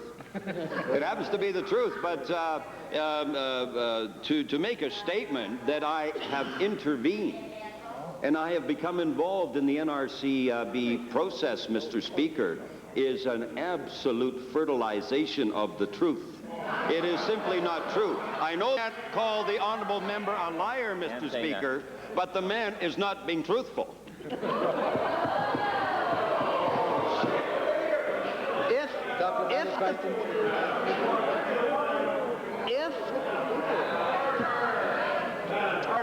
There's a point of order. If the Premier knew that to be the truth, you have to wonder, Mr. Speaker, why he would have renewed the agreement with Bovar in 1993 for another 5 years. He wanted to renew a real problem? Mr. Speaker, I wonder whether the Premier could tell us how he could think that the NRCB could possibly review properly the economic implications of importing waste to Swan Hills when he failed to tell, and his government failed to tell the NRCB about the $100 million loan guarantee to Bovar. Mr. Speaker, we did not fail to tell anyone about $100 million extension of the existing financial arrangement. Mr. Speaker, because that was an order in council and it was public. It was public. It was out there. As a matter of fact, we willingly and openly provided the honourable member for Edmonton White Mud with all the information he required, because obviously they couldn't bring their research capabilities together to get it on their own. So we gave it to them, Mr. Speaker. That's not hiding anything. Gotta get him under control, Nick. I wonder whether the Minister of Environment could tell us why he would forget to tell the NRCB that he has been negotiating for over a year an agreement that will commit him to importing hazardous wastes from other Western Canadian provinces. How come you didn't tell them? The Honourable Minister of Environmental Protection. Thank you very much, Mr. Speaker. What the member is referring to is a Western Canada Environment Ministers Task Force, which has been talking about a regional approach to waste management. Not only hazardous waste, but waste management generally. This process began in 1990. It continued on through 1991, 92, 93. Last year, Mr. Speaker, when I attended a Canadian Council of Ministers of the Environment meeting in Saskatchewan, the issue was raised by Western environment ministers. And I pointed out at that time that in Alberta, we have an Alberta-only policy. And at that time, it was prior to any decision that had been later made to investigate the possibility of importation of waste. I made it very clear to my colleagues, the other Western ministers, that Alberta would not sign such an agreement under the protocol in Alberta, and that we would not even consider signing it unless the people of Alberta persuaded us to change the policy from an Alberta-only policy to some other policy which would allow for the importation of waste. Chris Medicine Hat. Thank you, Mr. Speaker. Welcome to you, too. I think after those last two sets of questions, I'll be voting for Gary.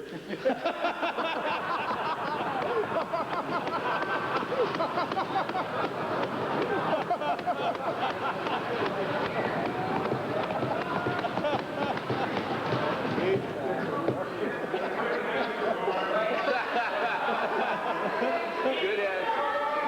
Order.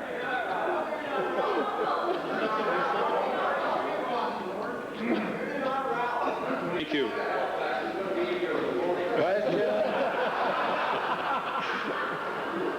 My questions are all to the provincial treasurer. Recently, is my understanding, Mr. Treasurer, that negotiations between the federal government and yourself have broken down over the issue of collecting corporate taxes. Can you please explain to this House the reason for the breakdown in the negotiations? Provincial Treasurer. We went into discussions with Ottawa in May of 1993 with the objective of getting out of the corporate tax collection business and having it transferred to Ottawa so that Alberta corporate taxpayers would not be faced with the unnecessary waste, overlap, and duplication of having to fill in 2 corporate income tax forms. There were bilateral discussions. There was an understanding that there could come about a bilateral agreement. The discussions took place, and frankly, regrettably, Mr. Speaker, talks broke down with federal finance officials who would not agree to our position, which would have protected the corporate taxpayer in Alberta. There was a disagreement on the payments, the regularity of payments to the tax system. We wanted it annually, as it is now. The federal government wanted to take money from the taxpayers of Alberta monthly, and we felt those funds should stay with taxpayers. We came to a disagreement over discretionary pools, that they wanted to see $70 million worth of tax payable paid almost immediately, while we acknowledged that we wanted it paid over 7 years. And in the end, Ottawa federal finance officials took a one-size-fits-all approach to federalism and said they're going to do it our way or no way. And there was no agreement that there could be bilateral, or that there would be binding arbitration, as we had proposed, by turning to an objective third party to assist in resolving disputes. Mr. Speaker, simply say that I'm disappointed, because I think this was an opportunity for Ottawa to assist us in eliminating unnecessary overlap and duplication. Supplementary question through the chair, honourable member. Thank you. Can Alberta adjust the income tax structure through such things as tax credits to allow for a made-in-Alberta tax policy? That's exactly what we have in place today. We have the opportunity through Alberta Corporate Tax Administration to do that. But what we were trying to do is to discuss with Ottawa, negotiate with Ottawa, the flexibility to do exactly that, at the same time as we eliminated overlap and duplication by sending the administration back to Ottawa, where it really belongs. Because there shouldn't be 2 tax collectors in this country. But Ottawa federal finance officials couldn't see their way to changing their arbitrary, rather paternalistic position, and we're now left with no choice but to continue to collect our own corporate tax. That one-size-fits-all seems to apply to the whole income tax area. Now will the minister agree to take a bold step of collecting all income taxes Quebec does to protect Albertans from a federal raid on our treasury?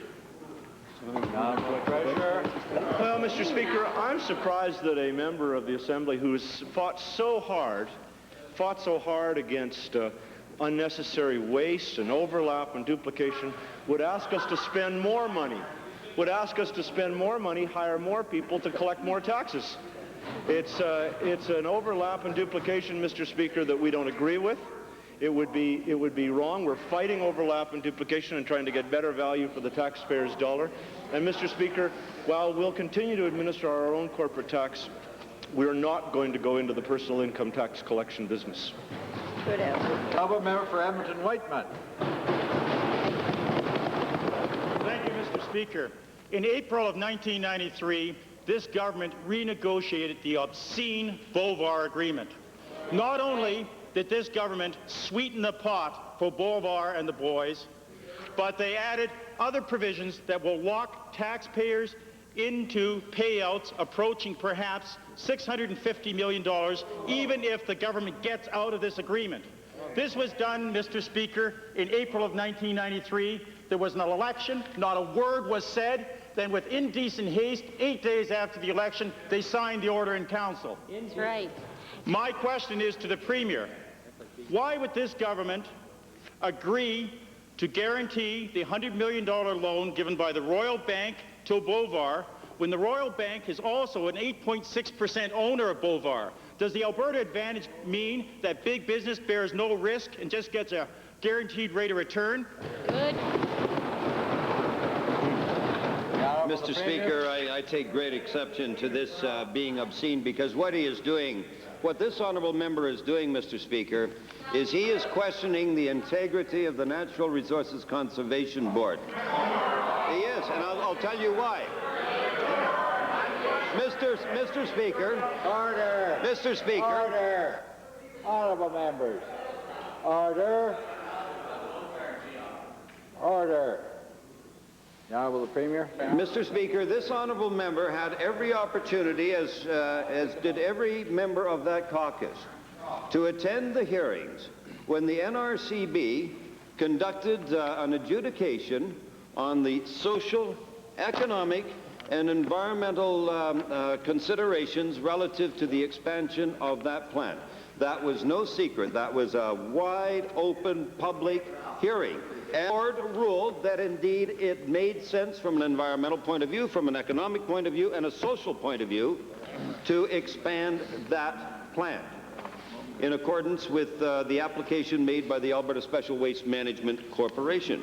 In order to accommodate that expansion, the existing financial arrangement with Bovar had to be renegotiated. That renegotiation took place. It was approved by order in council, and that indeed was made public. As a matter of fact, when this honourable member asked for the information, every single piece of information he requested was provided to him. Yes. Another question.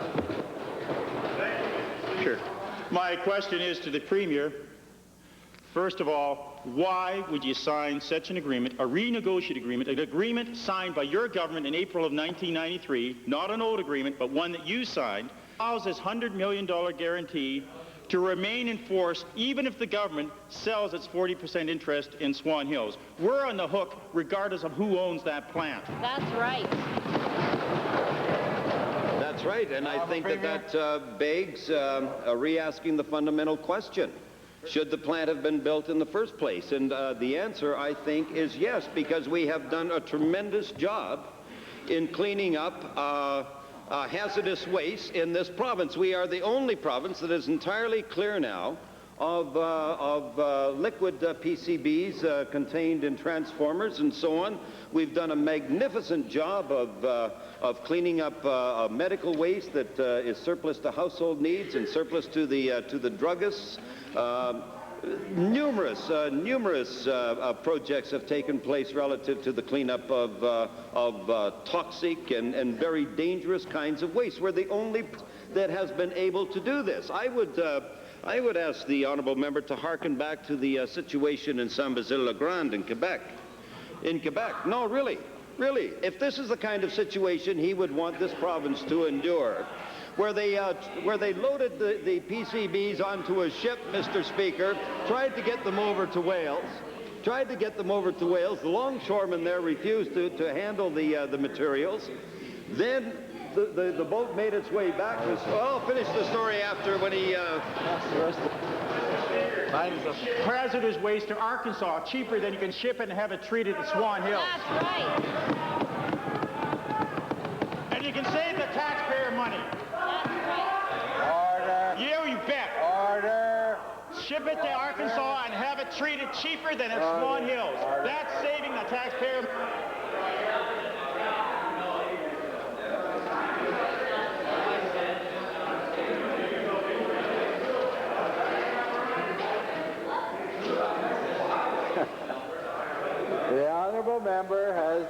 The honourable member has demonstrated. Order, please. The honourable member has demonstrated why there should not be preambles to supplementary questions. Supplemental questions. My question is to the Premier.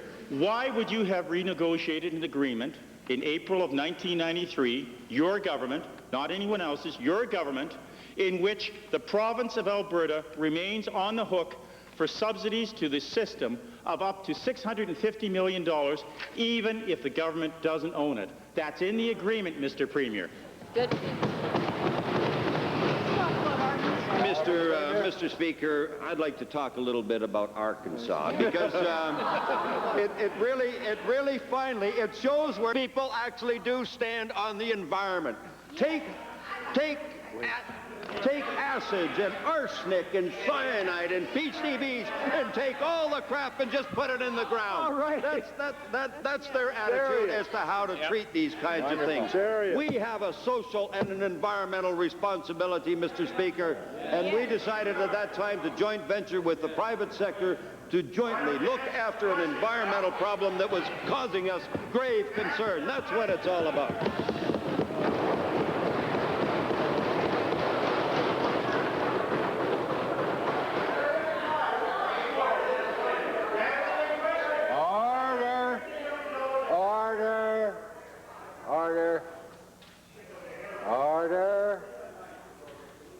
The honourable member for Vegreville Viking.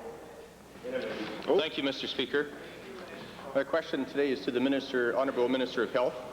It is my understanding that, as in the past, all Albertans can access health care anywhere in the province, regardless of the region in which they live. There have been some reports that the two major cities, Calgary in particular, are considering charging a 15% surtax on patients visiting their hospitals. My question to the Minister is this true, and would you allow this? Minister of Health. Mr. Speaker, let me make it very clear that Albertans will not be charged a surcharge for receiving medically required treatment wherever they receive it in this province. That is not acceptable to this government, and it will not happen. Supplemental question. Thank you, Mr. Speaker. Order. Order. Will dollars be transferred from rural regions to the cities for their treatment of residents from outside the region? Honourable Minister.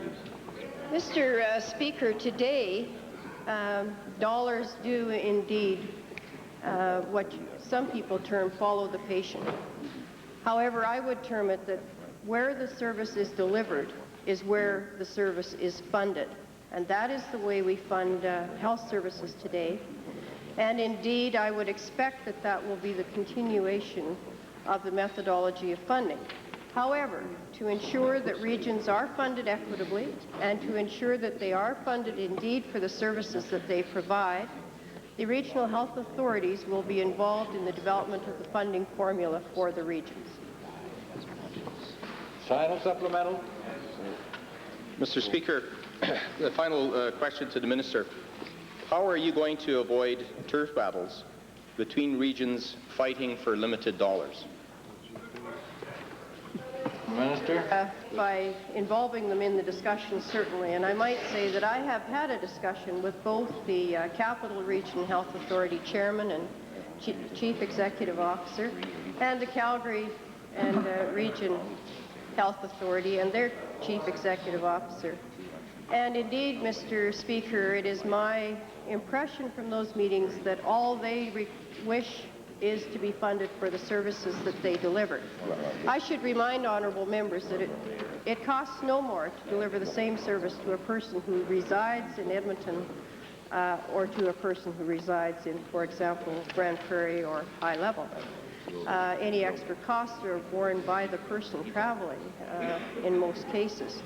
But we fully intend to involve the regional health authorities. They have formed a council of chairs, and we are looking at that as being a very good vehicle to ensure they share knowledge and work together. For Sherwood Park.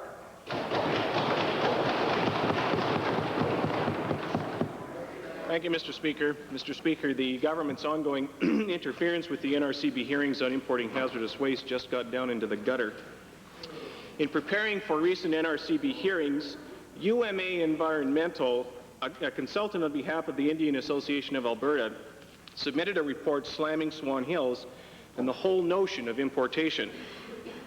According to the Indian Association, on seeing the report, the head of the Alberta Special Waste Management Corporation, Ken Simpson, delivered an ultimatum to the association's consultant.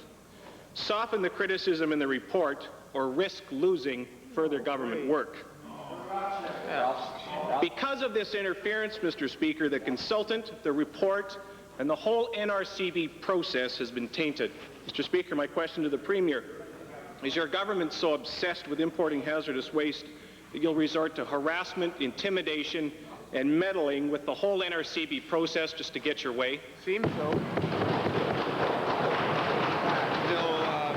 Mr. Speaker, no. And, you know, I don't know when this information was delivered to the honourable member, but the charges are serious and very grave and should be investigated, and they will be investigated. But why didn't this gentleman pick up the telephone at the time and say, Mr. Premier, there's a problem here? Yeah? No, why didn't he? Why didn't he?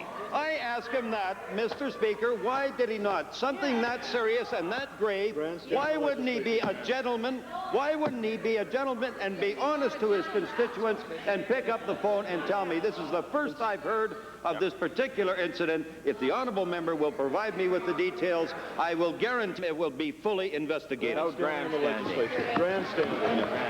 Better researchers over there. Mr. Speaker, I'll remind the Premier that Chief Jim Badger told him about it and also sent to the Minister of Environmental Protection a letter on June 29th outlining the problem. Why did the Minister of Environmental Protection tell you about the problem?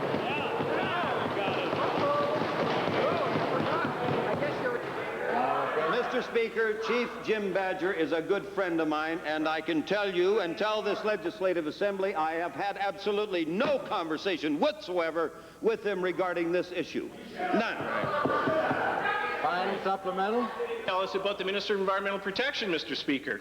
Mr. Speaker, let's ask the Premier what stuff he's made of. Will you now demand the resignation of the Minister of Environmental Protection for allowing this kind of harassment and intimidation in the NRCB process? I repeat, I think it was cheap of this honourable member. I think it was dishonest of this honourable member not to pick up the telephone and inform me of this very serious matter. But nonetheless, I will do this. I will give this undertaking to the honourable member that this matter will be fully investigated, but I would expect this honourable member to have the decency and provide me with all the information he has regarding this matter. Absolutely. Order. Order. Order. Honourable members. Order. Order. The honourable member for Medicine Hat. Thank you, Mr. Speaker. Mr. Speaker, consumers across the province have been paying a $4 recycling fee since the creation of the Recycling Board. For those who live north of Red Deer, progress appears to have been made in finding sources for the discarded tires. The same, however, cannot be said for southern Alberta. Recently, the city of Medicine Hat began burying its tires in its landfill due to the potential fire hazard in storing them on the surface. To the Minister of Environmental Protection, why are the people of Medicine Hat paying a recycling fee while at the same time the municipality is burying tires in the landfill?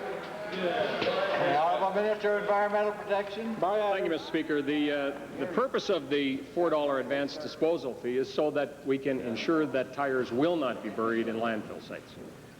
In point of fact, as the honourable members indicated, we've had more success through the Tire Recycling Management Board in dealing with the tires in northern Alberta.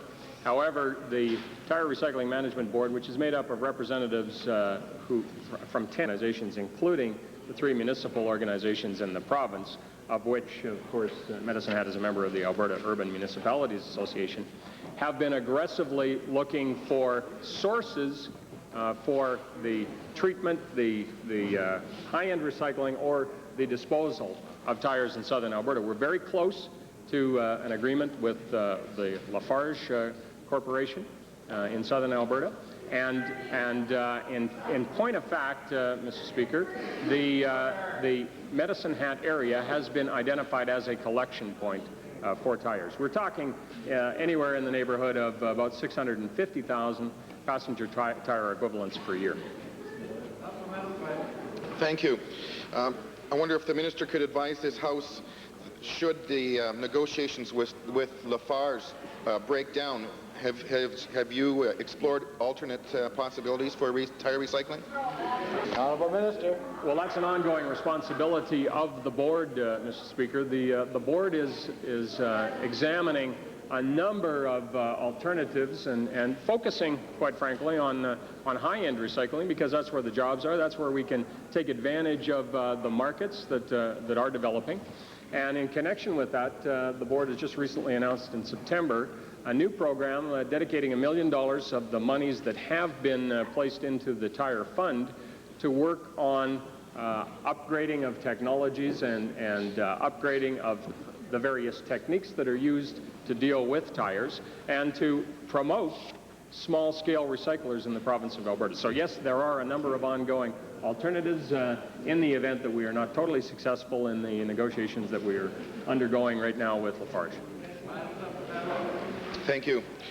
I wonder if the minister might, in the meantime, while the tires continue to be buried, consider compensating the city for their cost of burying tires in the landfill. Honourable Minister. Well, Mr. Speaker, the difficulty with what the honourable member has suggested is that we have something in the neighbourhood of 2 to 2.5 million passenger tires that, or passenger tire equivalents that are discarded each and every year. In addition to that, we have a backlog of perhaps 6 million to 7 million tires that are in landfills and other locations. So the amount of money that has been collected is for the treatment of the use of those tires that are accumulated and will continue to accumulate. So I appreciate the concern of Medicine Hat and the landfill issue, but I could not consider paying the landfill money to bury those tires when we're working very aggressively in ways of dealing with the tire problem and getting them out of the landfills. Glenora. Thank you, Mr. Speaker. Mr. Speaker, Albertans have waited with bated breath for the release of the business plans for the health regions because they wanted to know what was going to happen to their healthcare system. Now, most of the regional authorities have in fact released their business plans, but only after the minister has done her secret editing. Mr. Speaker, this has left the regional authorities to take the public heat while the minister is still making the real decisions about healthcare behind closed doors. That's right. To the Minister of Health. That's right. Minister, how on earth could you decide on how much money to slash out of regional budgets without even knowing the outcomes of the performance measures in the business plans? Honourable Minister of Health. First, Mr. Speaker, I would challenge the honourable member to show me a business plan that went back to them edited. Right. I would very much see that. They can't produce it, surely. Well, I think it would be useful to spend a little time looking for it. That I take quite exception. Mr. Speaker, I spent the last session dealing with innuendos, rumors, and I really don't care to continue this session this way. I'd rather deal in facts. Mr. Speaker, we set out a process of consultation and review of the health system in this province. I went through the whole issue of that in the last session. I can ask the honourable member to read Hansard and refresh his memory, but to start with about the Rainbow Report. It was on that consultation and review and extensive work done by two major centres in this province that we made decisions on reductions in the healthcare budget. We set out a 3-year business plan in this province, the only province in Canada that has a 3-year business plan for their Ministry of Health, never mind a 3-year business plan for their whole government. And I have asked the regional health authorities to give me a 3-year business plan for the delivery of those health services. Mr. Speaker, 17 regional health authorities delivered those business plans to me on September the 15th. Did a very fine job of setting out a directional plan and now are in the process of involving their communities in the further development of health services in their regions. Mr. Speaker, I commend them for that work, and I did not edit the business plans. Bye, Gary. I thought you would have read them, but I'll make sure I get copies of them to you. Mr. Speaker, what criteria did the minister use when it was decided that she could take, for example, $8.4 million out of the health region surrounding the Grand Prairie area? Mr. Speaker, the reductions for all regions are made on the basis of a reduction of the province. We took, and I would like to take the time to go through for the honourable member the process that we went through to develop exactly how many health dollars were spent in those regions in delivering services.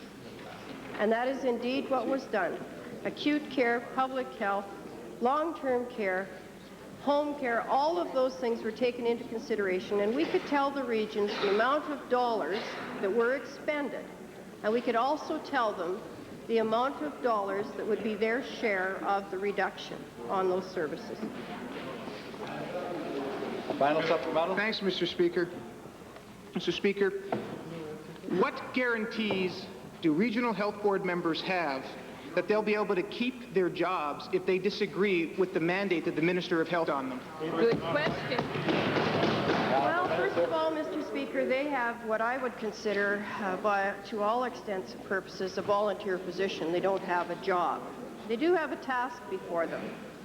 And 242 individuals in this province committed themselves to a task of delivering health services to their region. And I might say, Mr. Speaker, they are doing an excellent job of setting themselves to that task and involving their communities. Mr. Speaker, we made a decision in this government to decentralize the decision-making of delivery of health services. I believe it was the right decision. I believe it is working. And I believe that each and every one of us should support those regional health authority members who have taken on that task. And I would invite the honourable member to be constructive in that. You can't be. Bow Valley. Know how to be. Thank you, Mr. Speaker. I recently discussed the issue of a landfill in the County of Newell with the affected municipalities. They expressed concern over a recent conversation with a spokesperson for Alberta Environmental Protection, who stated that the province would only pay for the construction of landfill site and transfer stations and will not provide funding for land or equipment. My question for the Minister of Environmental Protection is quite simply this: is this true? Minister of Environmental Protection. Thank you, Mr. Speaker. Mr. Speaker, the Waste Management Assistance Program that we have under Environmental Protection has been in existence since 1975. And in the current regime that we have, where we are trying to balance our budgets, we've had to look at ways of reducing many of our grant programs. So in terms of that particular program, we are reducing the amount of money that is available, and the money which is going to be available in the future will be for the transfer stations, and it will be for the facilities themselves rather than for the land and some of the equipment. Now, that's more in conformity, Mr. Speaker, with what we were doing with other municipal grant programs, and we're trying to get into a situation where municipalities would put in 25% of the funding, and the department, when a grant application is approved, would put in 75%. So, yes, Honourable Member, I'm afraid that is correct. Supplemental question. Thank you, Mr. Speaker. The Newell Regional Solid Waste Management Authority is being forced to construct temporary transfer stations at a cost of roughly $200,000, as their landfills will be full this spring at 2 sites. So when will they be given the go-ahead to start construction? Honourable Minister. In terms of the approvals, Mr. Speaker, that is the responsibility of the Regional Health Authority, or Department of Environmental Protection. I know that the Honourable Member in the County of Newell would like to see that $200,000 being paid for by our department or assisted by our department, but unfortunately in this fiscal year's budget, we do not have the monies available. But in terms of going ahead with the project, that's a decision that the county will have to work on with the Regional Health Authority. The Honourable Member, final supplemental. Thank you, Mr. Speaker. Mr. Minister, are regional landfills the best, most cost-effective modality to handle solid waste management, or has technology come up with better alternatives in the last 20 years of the program?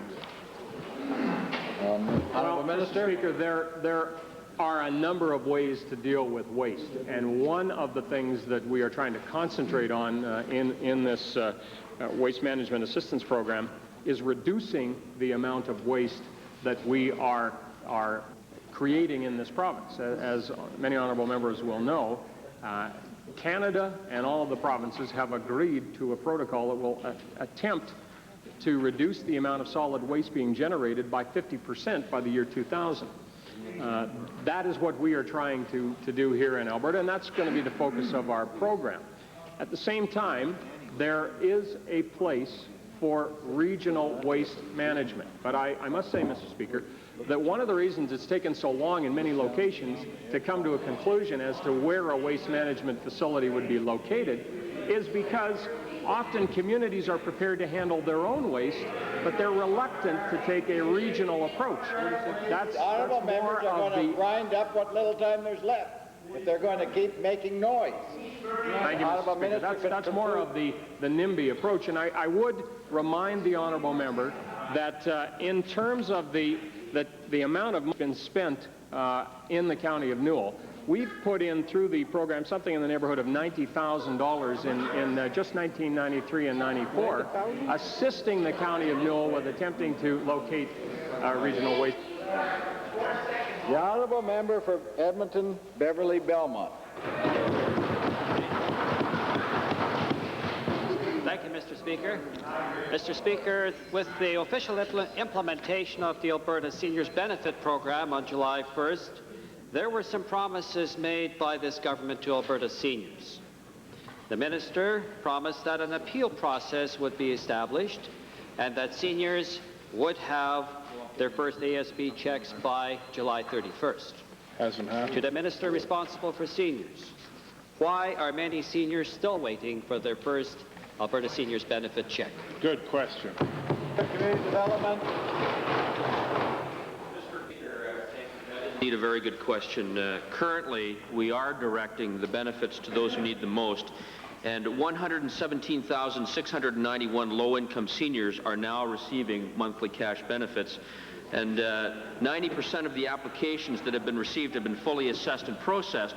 One of the difficulties, Mr. Speaker, is that not everybody has completed their applications properly, and so we've made every effort to contact those individuals by telephone and by mail.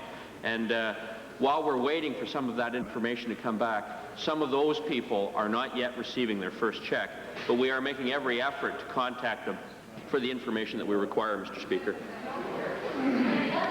Supplemental question. Mr. Minister, I think you're not trying hard enough. That's right. Why have seniors that on their ASB forms indicated their income was estimated not received their follow-up forms so they can start receiving the ASB benefits? Good question.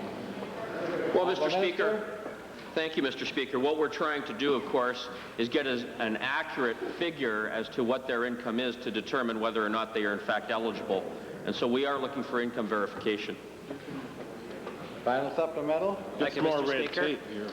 Why has an independent appeal body, as recommended by the review panel and accepted by this government, not been established? Good question. Mr. Speaker, we are dealing with our appeals and in as quick a way as possible. The majority of our resources have been dedicated towards ensuring that those people who need the assistance the most, in fact, are getting it. And we will be addressing the issue of the appeal in accordance with the recommendation that's been made. Order, please. Member statements. Honourable member, Edmonton Mill Woods. In 1976, Canada made a number of promises to the world community. The International Covenant on Economic, Social, and Cultural Rights committed governments to a series of goals. Those goals that apply to higher education are worth reviewing as we prepare to judge the white paper on adult learning that will be released on Thursday. Article 13 of that covenant provides a useful set of what are called, in current department bureau babble, key performance indicators. In short, the minister must be judged on the promise in that covenant that higher education shall be made equally accessible to all on the basis of capacity, by every appropriate means, and in particular by the progressive introduction of free education. The qualified students shut out of Mount Royal College, NAIT, and other schools across the province will judge how well the white paper addresses the promise of accessibility to all. Thousands more students with high school leaving averages better than 65%, but less than the 73% required by the University of Calgary will judge how well the white paper addresses entrance on the basis of capacity to learn. And every student in the province will judge that part of the white paper that addresses the covenant promise to progressively move to free education. How will a government that in 4 years raised tuition fee caps from 12% to 20% and now appears on a brisk march to 30% or no cap at all fulfill that promise in the covenant? Certainly promises made 20 years ago must be tempered with our current ability to act. That is why the cover of the upcoming white paper should be edged in black to remind us that the changes it will advocate come not as a result of the vision in an international agreement. No, this paper is rooted in and owes its genesis to Novotel, Magcan, Gaynors, and Bovar. Well done. Well spoken. Member for Lethbridge West. I'd like to use my time today to talk about capitalism, the free market system, and the nurturing of children. As an advocate of the free market system, it clearly shows that when a free market system is operating at its full potential, that then there are yields and profits that then accrue to individuals. And it's through each individual operating within that system find their own true level. In fact, it's one of the only systems that we are aware of in the world today that would allow anyone, through honest effort, through perseverance, and through their own human ingenuity, to be able to find a respectable and perhaps even a fruitful level inside the economy. But that in itself is not enough. Something now has to be done with those particular rewards. And I would propose that we take a look at what the benefit might be if we ensured the proper nutrition and nurturing of children between the ages of 3 and 6 years old. There are longitudinal studies now available from the United States that clearly indicates that if we spend $1 to ensure that a child between the ages of 3 and 6 receives proper nutrition and we provide an opportunity for nurturing, that we will receive $7 in return. And I think that that kind of an investment is something that should be attractive to any free enterpriser such as myself.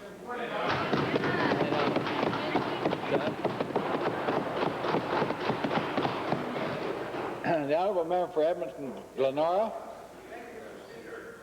Mr. Speaker, the Premier has recently tried to blame public concerns about health service cuts on health care workers. How totally irresponsible. Now, the Liberal caucus has requested that the Minister of Health establish an independent review committee to respond to the growing number of health system complications plaguing Albertans. What the government infers are isolated incidents and dismiss as stories we recognize as the everyday effects of arbitrary, unplanned service cuts. The political agenda of the Klein government to balance the budget at any cost is leaving a tragic wake. This is not just our conclusion, but also the conclusion of many others, including the Alberta Medical Association, who state that changes in health care are characterized by a shameful lack of planning, and the Premier's own Advisory Council on Seniors, who report that the tide of health care complaints resulting from service cutbacks is rising daily. Instead of recognizing the need for a review and paying attention to the very real concerns of Albertans, the government has chosen to reject its responsibility and pretend that they have everything under control. The Minister of Health has even gone as far as to suggest that the Health Facilities Review Committee could do what the Liberals are asking for.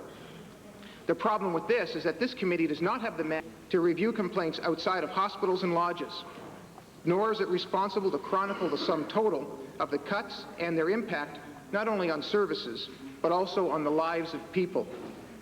The Minister knows her suggestion is unsatisfactory because she knows the Health Facilities Review Committee cannot respond to home care concerns, concerns arising from post-discharge complications, concerns about lack of access, or long waiting lists. Mr. Speaker, the real reason why this government will not establish a review process is that they do not want to admit that they have cut too far, too fast, and without attention to health needs. They don't want to admit to Albertans that their policies are hurting health care. Honourable members, there are two matters that the Chair believes should be addressed before proceeding to Standing Order 30 and to the applications under Standing Order 40. First is the matter of privilege, which arose on May the 31st, 1994, when the Honourable Member for Clover Bar, Fort Saskatchewan, rose respecting the matter concerning the Deputy Premier. The member presented her case on June the 1st, and the Chair stated at page 2390 of Hansard that further consideration be deferred until the Assembly next met. Since we are now assembled, the Chair proposes that the matter may fairly be dealt with on Thursday, October 20th, 1994, and would suggest to the Honourable Premier that he should be prepared to present his side of the matter at that time, unless there's some really good reason to the contrary.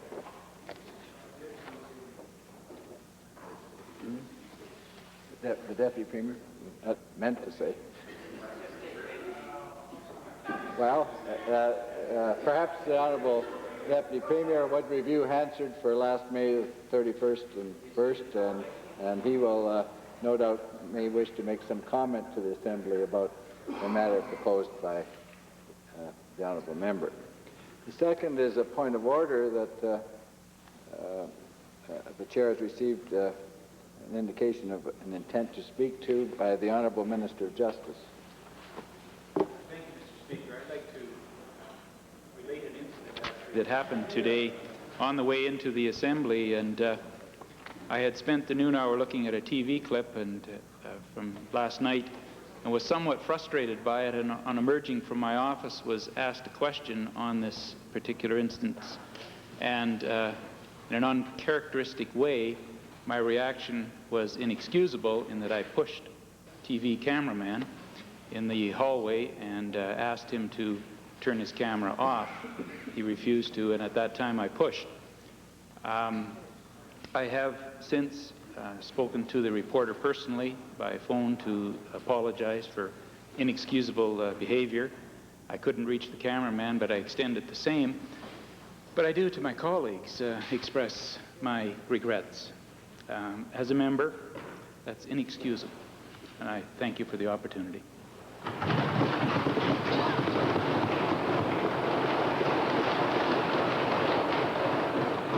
Honourable Member for Edmonton Whitemud, with regard to Standing Order 30. Thank you, Mr. Speaker. I understand my comments in support of my request for to postpone or adjourn the ordinary business of the House should be brief, so I'll keep them relatively brief. The issue... Urgency and... Yep. Just on urgency. The issue, this, Mr. Speaker, is the first opportunity that we have had in the House to discuss the issues related to the loan agreement that was given to Bovar. The reasons of urgency, I think, are quite clear. First of all, the government has argued extensively that this was really a formalization of an existing obligation, but an obligation, Mr. Speaker, that appeared nowhere in the books, not in the public accounts, not in the records for the Special Waste Management Corporation. It appears, at least, almost an informal understanding that seemed to be very strong. So one point that suggests the urgency of this, Mr. Speaker, is that we have to know what other types of obligations that are out there that we do not know about, that don't appear in the public accounts, that don't appear as contingent obligations. This is our forum to ask those questions, and on occasion we actually hope to get a reply, Mr. Speaker. But so far not much success in that regard. That's right. The second issue that requires this as an issue of urgency is that the Premier said that we were questioning the integrity of the NRCB. That is not so, Mr. Speaker. We are questioning the integrity of the government. We are doing so on the grounds that this was a guarantee that was negotiated in April of 1993. No discussion was made during the election campaign. It was signed on the 23rd of June, 8 days after the election, and not a word was said. In fact, the only time this was ever brought to public attention was when we brought forward and issued press releases that highlighted the extent of our obligation to Bovar. Third point of why this is an issue of pressing issue is that soon the NRCB will come forward with its decision on the importation of hazardous waste. Part of the rationale that the government has offered is our financial obligations, that the importation of special waste will in fact allow then our contingent liabilities to be reduced, because it will reduce the overall amount of subsidy that is required by the Swan Hills facility. Part of this link that has got us so enmeshed in a possible loss that will exceed Novotel is this loan guarantee and a renegotiation of the joint venture agreement in April of 1993.